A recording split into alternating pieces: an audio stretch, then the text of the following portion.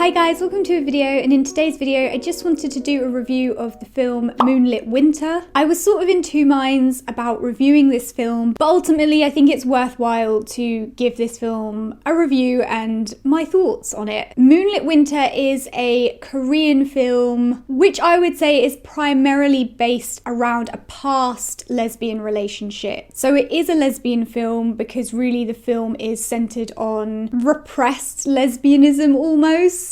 But I should just give a heads up that the film isn't about a current lesbian relationship, and it doesn't really have any romantic interactions between two women either. However, the film is a lesbian film. Okay, I'm just going to get into the review. So Moonlit Winter is about an older woman named Yoon-hee who lives with her teenage daughter, and one day she receives a letter in the post from Japan. However, her daughter opens it first accidentally, and she reads this letter and she discovers that her mother has a past that she knows nothing about. The letter is from her mother's first love, who happens to be a woman. So Yoon-hee has never spoken about this and her daughter pretends not to know, and then the daughter suggests they take a trip to Japan together. So both mother and daughter go to Japan and start to create some very happy memories together. And after reading the letter from her first love, Yoon-hee slowly begins to connect with her younger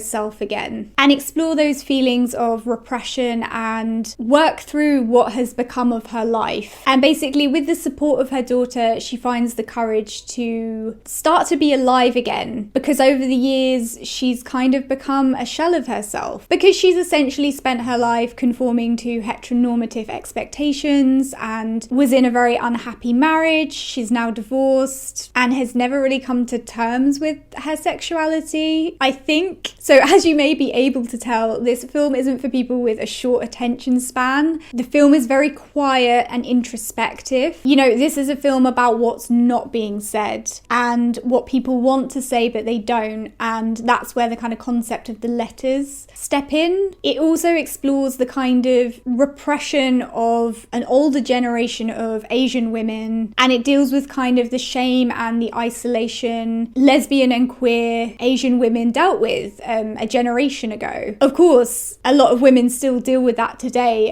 across the globe, but this film is specifically focused on Asian women. The film is incredibly heartwarming and touching. It's very subtle. The cinematography, the lingering shots are just absolutely beautiful, which is, I find, quite typical of Korean independent film. Some of them just have absolutely gorgeous lingering shots, and it really makes a difference to the film. But as I said, the film is about repressed sexuality and a lost romance, so it's not exactly light and frothy, and be prepared. Now, the reason I wanted to review this film is I think it is so important to kind of show a multitude of identities when dealing with lesbian representation, and we don't see a lot of films that are necessarily focused on an older generation, and we don't see a lot of films that are focused on Asian lesbian and queer women at all. So that's why I think this film is quite important culturally, and it's important we acknowledge that. Now, be aware this review is coming from a Western and a white perspective. I can only really watch the film through a Western lens and through a Caucasian lens, and I don't claim to know or begin to know what life is like for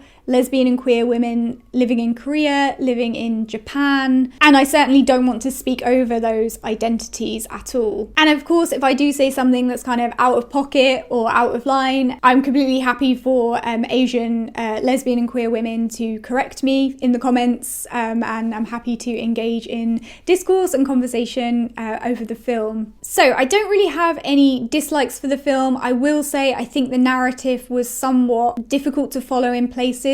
At first I thought that was just me, and then I read some other reviews and there had been some other people who felt the same way. It was a bit difficult to kind of pinpoint what was going on at some points. The plot is quite complex, and to be transparent, I almost kind of didn't understand what the point was in some places, or I wasn't really sure where the film was going. I also get that the film was there to kind of shine a light on the kind of shame and isolation that can come with being a gay woman, especially when, you know, you have all these pressures on you to be in a heteronormative marriage and to produce children, and the kind of damage that can do to women. So I understand the film in that way, but I wasn't completely on board with the ending, I guess. If I'm going to be honest, I think the film would have been a lot better if it had ended with Yoon-hee, you know, finding love again, or at least going on a date, or taking a step towards finding happiness with another woman. And okay, so maybe I do have some dislikes. I felt like the film was very ginger about lesbianism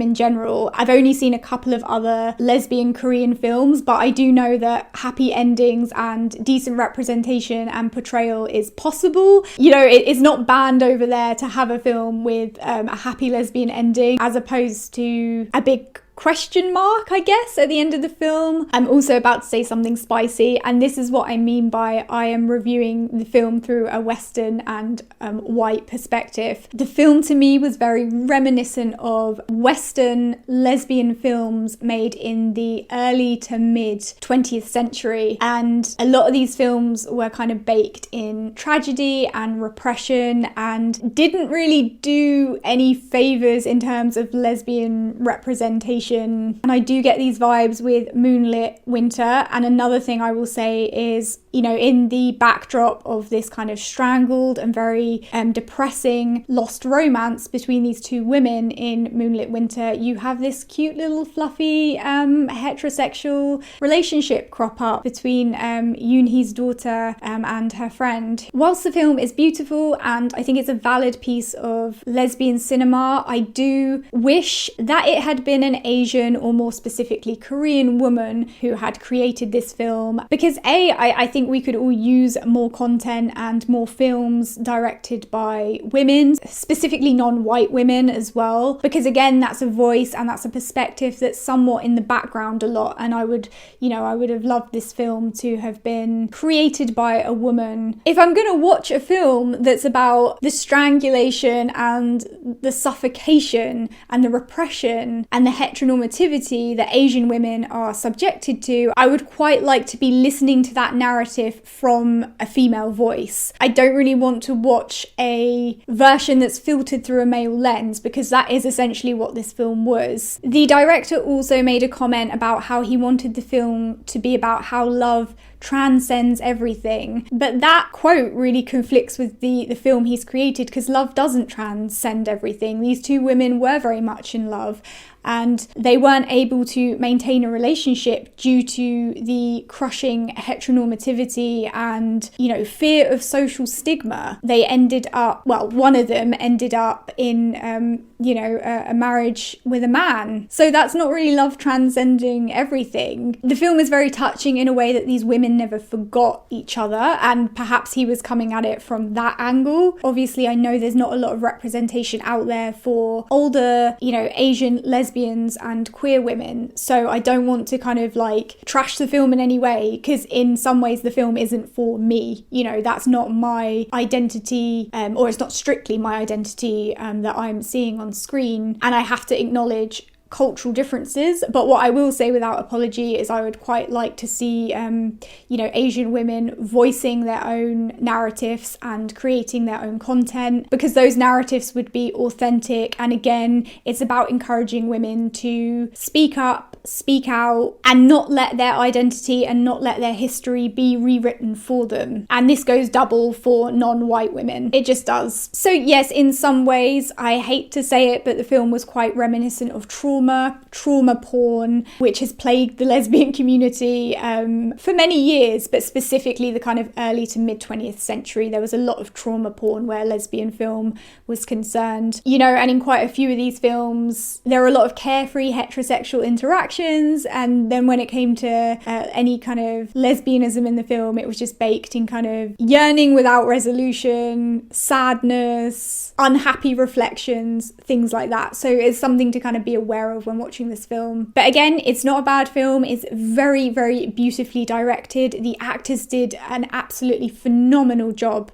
because, as I say, this film is about what's not being said. So, you know, they have to act. They really have to kind of bring their emotions to the forefront without words. It's worth watching. It's a valid form of representation. I just don't know that it really brings anything positive to the table, in my opinion. But you may disagree, and that is fine. Okay guys, thanks for watching. Don't forget to subscribe for instant disappointment, and I'll see you guys soon. Bye.